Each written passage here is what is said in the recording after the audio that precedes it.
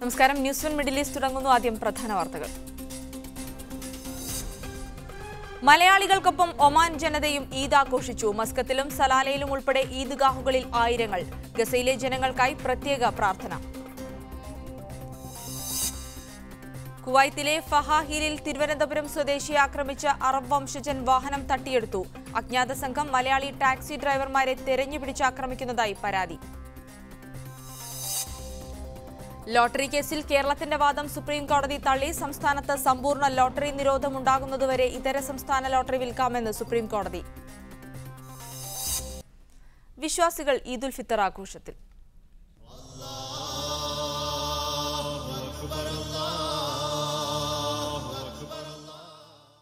ആഘോഷങ്ങളിലും കേരളത്തോടുള്ള ഹൃദയബന്ധം ഊട്ടിയുറപ്പിച്ച് ഒമാനും മലയാളികൾക്കൊപ്പം ഇന്ന് ചെറിയ പെരുന്നാൾ ആഘോഷിച്ചു. മറ്റു ഗൾഫ് രാജ്യങ്ങളിലെല്ലാം ഇന്നലെയായിരുന്നു പെരുന്നാൾ.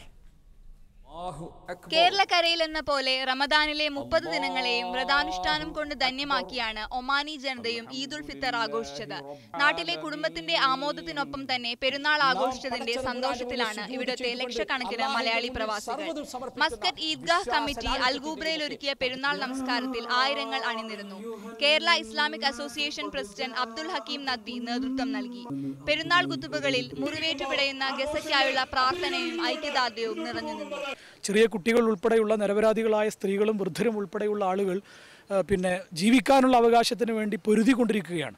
അങ്ങനെ ഒരു വിഭാഗം ആളുകൾ ജീവിക്കാനുള്ള അവകാശത്തിന് വേണ്ടി പോരാടിക്കൊണ്ടിരിക്കുമ്പോൾ ആ പോരാട്ടത്തിലുള്ള ആളുകളോട് ഐക്യദാർഢ്യം പ്രഖ്യാപിക്കുന്ന ഒരു പെരുന്നാൾ കൂടിയാണ് ഈ സന്ദർഭത്തിലെ ഈദുൽ ഫിത്തർ. കേരള ഇസ്ലാമിക് അസോസിയേഷന് പുറമെ ഇന്ത്യൻ ഇസ്ലാഹി സെന്റർ, മസ്കറ്റ് ഇസ്ലാഹി സെന്റർ എന്നീ സംഘടനകളും മലയാളികൾക്കായി ഈദ്ഗാഹ് ഒരുക്കിയിരുന്നു. യൂസുഫ് മദനി, മുസ്തഫ തൻവീർ, അദിൽ അത്തീഫ് തുടങ്ങിയവർ വിവിധയിടങ്ങളിൽ നമസ്കാരത്തിന് നേതൃത്വം നൽകി. ഒമാൻ ഉപപ്രധാനമന്ത്രി ഫഹദ് ബിൻ മുഹമ്മദ് അൽ സയ്യിദു മന്ത്രിസഭാ അംഗങ്ങളും യൂണിവേഴ്സിറ്റി മസ്ജിദിൽ പെരുന്നാൾ നമസ്കരിച്ചു. ഗ്രാൻഡ് മുഫ്തി ഷെയ്ഖ് അഹമ്മദ് അൽ ഖലീലി നേതൃത്വം നൽകി. Media 1 Muscat. ചെറിയ പെരുന്നാളിന്റെ ഭാഗമായി കേരളത്തിന്റെ വിവിധ ഭാഗങ്ങളിൽ നടന്ന പ്രാർത്ഥനാ ചടങ്ങിൽ ആയിരക്കണക്കിന് വിശ്വാസികൾ പങ്കെടുത്തു. മഴ കാരണം പല സ്ഥലങ്ങളിലും നമസ്കാരങ്ങൾ പള്ളികളിലേക്ക് മാറ്റിയിരുന്നു. ഗസയിൽ ആക്രമിക്കപ്പെടുന്നവരോടുള്ള ഐക്യദാർഢ്യം പ്രഖ്യാപിച്ചായിരുന്നു ഇത്തവണത്തെ പെരുന്നാൾ നമസ്കാരങ്ങൾ. റംസാൻ 30 പൂർത്തിയാക്കിയ പുണ്യത്തിലാണ് വിശ്വാസികൾ ഈദുൽ ഫിത്തർ ആഘോഷിച്ചത്. തിരുവനന്തപുരത്ത് മണക്കാട് ഗവൺമെന്റ് ഹൈസ്കൂളിൽ നടന്ന ഈദ്ഗാഹിന് നേതൃത്വം നൽകിയത് ഫൈസൽ അസ്ഹരിയാണ്.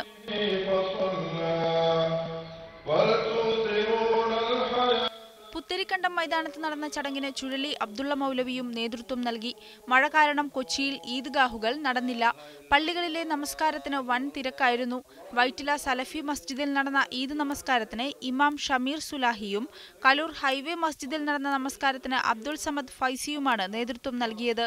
മലബാറിലെ മിക്കയിടങ്ങളിലും ഈദ്ഗാഹുകൾ ഒഴിവാക്കി. പാണക്കാട് ജുമാ മസ്ജിദിൽ പാണക്കാട് ഹൈദരലി ശിഹാബ് തങ്ങളും മഞ്ചേരി VP ഹാളിൽ നടന്ന ഈദ്ഗാഹിൽ ASM സംസ്ഥാന പ്രസിഡന്റ് TK അഷ്റഫ് മൗലവിയും കൊണ്ടോട്ടി മസ്ജിദുൽ ഇസാനിൽ ജമാഅത്തെ ഇസ്ലാമി കേരള അമീർ T ആരിഫ് അലിയുമാണ് പ്രാർത്ഥനകൾക്ക് നേതൃത്വം നൽകിയത്.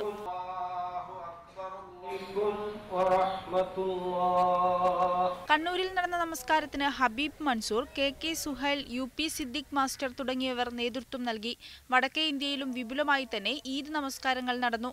ഡൽഹിയിൽ ജുമാ മസ്ജിദിലും സദർ ബസാർ പള്ളിയിലും നടന്ന പ്രാർത്ഥനയിൽ ആയിരക്കണക്കിന് ആളുകളാണ് പങ്കെടുത്തത്.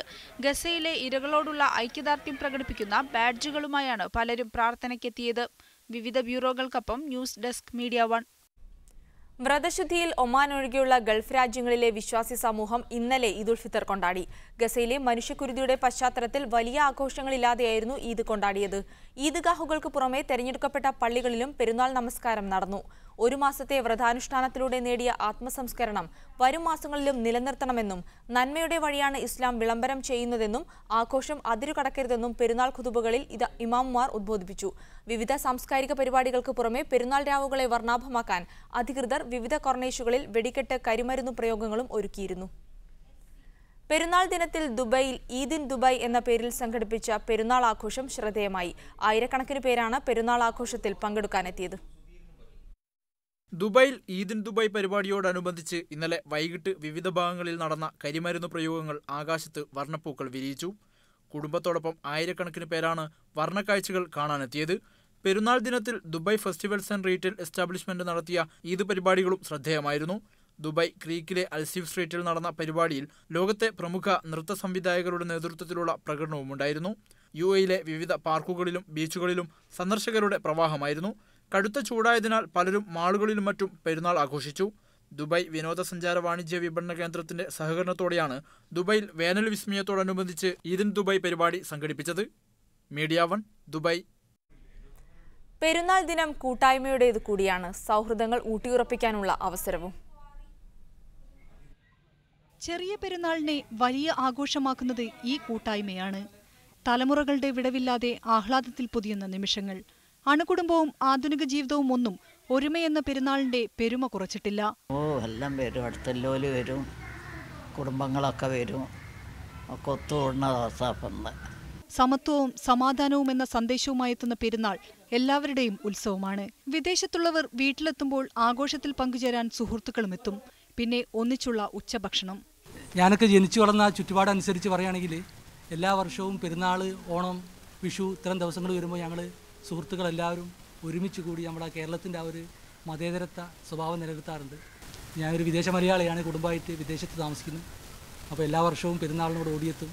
ബന്ധുക്കളെയും സുഹൃത്തുക്കളെയൊക്കെ കൂടും, കൂടെ മാതാപിതാക്കളെ കൂടെ പെരുന്നാൾ ആഘോഷിക്കാൻ എല്ലാ വർഷവും വരാറുണ്ട്. ഭക്ഷണത്തിന് ശേഷം ബന്ധുവീടുകൾ സന്ദർശിക്കുന്നതും പെരുന്നാൾ ദിനത്തിൽ മാറ്റി നിർത്താനാവാത്തതാണ്. മീഡിയ 1 കോഴിക്കോട്. പുണ്യകാലം brought to you by Saras. Saras കലർപ്പില്ലാത്ത കൈപുണ്യം. സാറാസ്.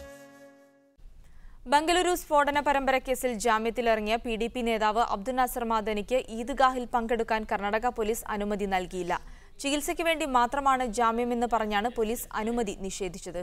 എന്നാൽ ബംഗളൂരു നഗരത്തിന് പുറത്തു പോകരുതെന്ന് മാത്രമാണ് ജാമ്യവ്യവസ്ഥയെന്ന് മദനി മീഡിയ 1-നോട് പറഞ്ഞു. അനുമതി നിഷേധിക്കപ്പെട്ട സാഹചര്യത്തിൽ മദനി ആശുപത്രിക്കുള്ളിൽ കുടുംബത്തോടൊപ്പം പെരുന്നാൾ നമസ്കാരം നിർവഹിച്ചു.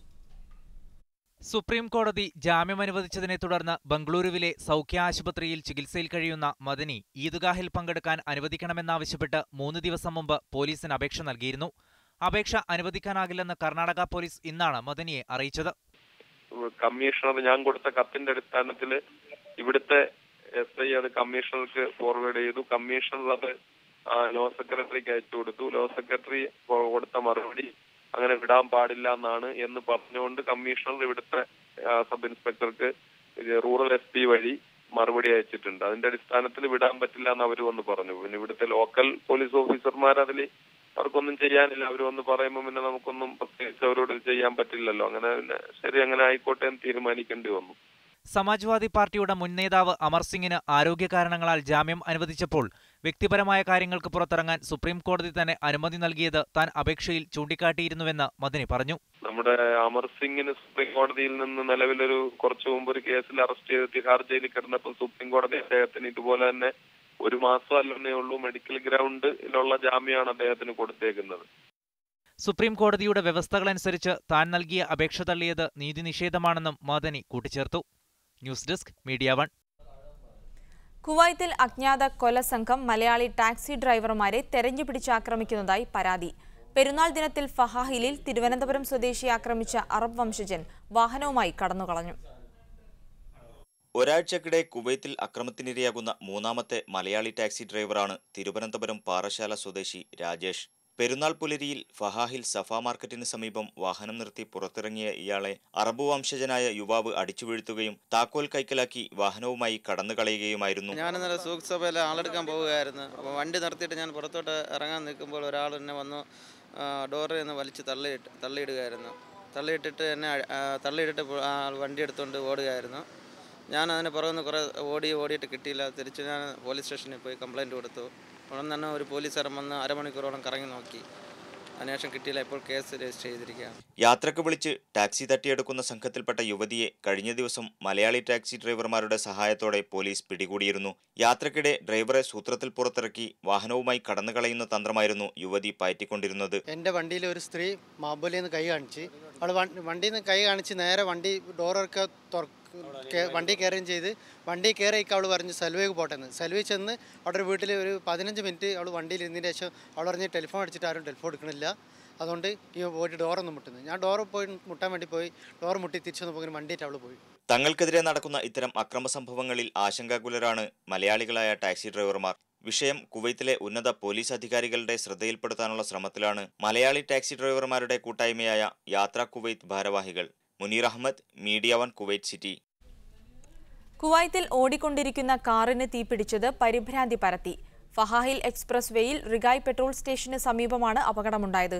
ഈജിപ്ഷ്യൻ സ്വദേശിയും കുടുംബവും സഞ്ചരിച്ചിരുന്ന വാഹനമാണ് അഗ്നിക്കിരയായത്. യാത്രക്കാർ പെട്ടെന്ന് പുറത്തേക്കിറങ്ങി ഓടിയതിനാൽ അത്യാഹിതം ഒഴിവായി. ദുബായ് നഗരസഭയുടെ കീഴിൽ ശരീരഭാരം കുറയ്ക്കുന്നവർക്ക് സ്വർണം സമ്മാനമായി നൽകുന്ന യുവർ ചൈൽഡ് ഇൻ ഗോൾ ക്യാമ്പയിനിൽ 18,000 പേർ യോഗ്യത നേടി. രജിസ്റ്റർ ചെയ്ത 28,000 പേരിൽ നിന്നാണ് 18,000 പേരെ തെരഞ്ഞെടുത്തത്. ദുബായ് മുനിസിപ്പാലിറ്റി ഭാരം കുറക്കുന്നവർക്ക് സ്വർണം സമ്മാനമായി നൽകുന്ന യുവർ ചൈൽഡ് ഇൻ ഗോൾഡ് ക്യാമ്പയിനിൽ 18,000 പേർക്കാണ് യോഗ്യത ലഭിച്ചത്. ഓൺലൈൻ വഴി രജിസ്റ്റർ ചെയ്ത 28,000 പേരിൽ നിന്നാണ് 18,000 പേർക്ക് യോഗ്യത നൽകിയത്. 14 വയസ്സിന് താഴെ പ്രായമുള്ള 468 കുട്ടികളും യോഗ്യത നേടിയവരിൽപ്പെടും. തെരഞ്ഞെടുക്കപ്പെട്ടവർക്ക് വരും ദിവസങ്ങളിൽ SMS വഴി സന്ദേശം ലഭിക്കുമെന്ന് അധികൃതർ അറിയിച്ചു. വർദ്ധിച്ചുവരുന്ന പൊണ്ണത്തടി നിയന്ത്രിക്കുകയെന്ന ലക്ഷ്യത്തോടെ കഴിഞ്ഞ വർഷം ആരംഭിച്ച യുവർ വെയ്റ്റ് ഇൻ ഗോൾഡ് പദ്ധതിയുടെ തുടർച്ചയായിട്ടാണ് യുവർ ചൈൽഡ് ഇൻ ഗോൾഡ് എന്ന പേരിൽ ഇത്തവണയും ക്യാമ്പയിൻ നടത്തുന്നത്. ലോകത്തെ ആരോഗ്യമുള്ളവരുടെ നഗരം എന്ന ഖ്യാതി ദുബൈക്ക് ലഭ്യമാക്കൂ എന്ന ലക്ഷ്യം കൂടി ആഗോളതലത്തിൽ ശ്രദ്ധേയമായ ഈ പരിപാടിക്കുണ്ട്. കുറഞ്ഞത് 2 കിലോ ഭാരം കുറയ്ക്കുന്നവരാണ് സ്വർണത്തിന് അർഹത നേടുക. 1 കിലോ ഭാരം കുറയ്ക്കുന്നവർക്ക് 1 ഗ്രാം സ്വർണം ലഭിക്കും. എന്നാൽ കുടുംബത്തോടൊപ്പം രജിസ്റ്റർ ചെയ്തവർക്ക് 1 കിലോയ്ക്ക് 2 ഗ്രാം വീതം ലഭിക്കും. 15,000 പേരെ ക്യാമ്പയിനിൽ പങ്കെടുപ്പിക്കാനായിരുന്നു നഗരസഭയുടെ ഉദ്ദേശമെങ്കിലും 28,000 പേരാണ് ക്യാമ്പയിനിൽ രജിസ്റ്റർ ചെയ്തത്. സ്വദേശികളും വിദേശികളും ക്യാമ്പയിനെ വളരെ സന്തോഷത്തോടെയാണ് സ്വാഗതം ചെയ്തത്. Media one, Dubai. News middle ഈസ്റ്റിൽ ഇടവേള.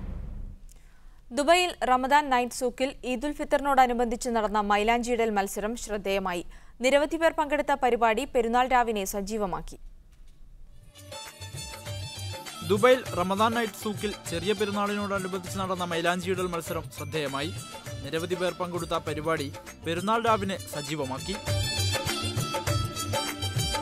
ബെഞ്ച് മാർക്ക് സംഘടിപ്പിച്ച മൈലാഞ്ചിയിടൽ മത്സരത്തിൽ 30 ടീമുകളാണ് പങ്കെടുത്തത്. ഐഷ അബ്ദുൽ ലത്തീഫിന്റെ ടീമിനാണ് 1ാം സമ്മാനം ലഭിച്ചത്. ഹഷ്ന ഉമർ 2ഉം ഫജീന നസീർ 3ാം സമ്മാനവും നേടി. വിജയികൾക്കുള്ള 3 ഗോൾഡ് കോയിനുകൾ ചടങ്ങിൽ വിതരണം ചെയ്തു. ചടങ്ങിൽ ഗസലുകളും കുട്ടികൾക്കുള്ള പ്രത്യേക പരിപാടികളും നടന്നു. Media one, Dubai. ഇസ്രായേൽ ക്രൂരതയിൽ പീഡിപ്പിക്കപ്പെടുന്ന ഫലസ്തീനിലെ ജനങ്ങൾക്ക് വേണ്ടി UAEയുടെ വിവിധ ഭാഗങ്ങളിൽ നിന്ന് സമാഹരിച്ച സഹായത്തുക എമിറേറ്റ്സ് റെഡ് ക്രസന്റ് 3743 ഫലസ്തീൻ അനാഥർക്ക് വിതരണം ചെയ്തു. 9 മില്യൺ ദിർഹമാണ് എമിറേറ്റ്സ് റെഡ് ക്രസന്റ് ഫലസ്തീൻ അനാഥർക്ക് കൈമാറിയത്. വെസ്റ്റ് ബാങ്കിലെ റിലീഫ് ഏജൻസിയുടെയും സാമൂഹ്യകാര്യ മന്ത്രാലയത്തിന്റെയും സഹായത്തോടെയാണ് സഹായത്തുക വിതരണം ചെയ്തത്.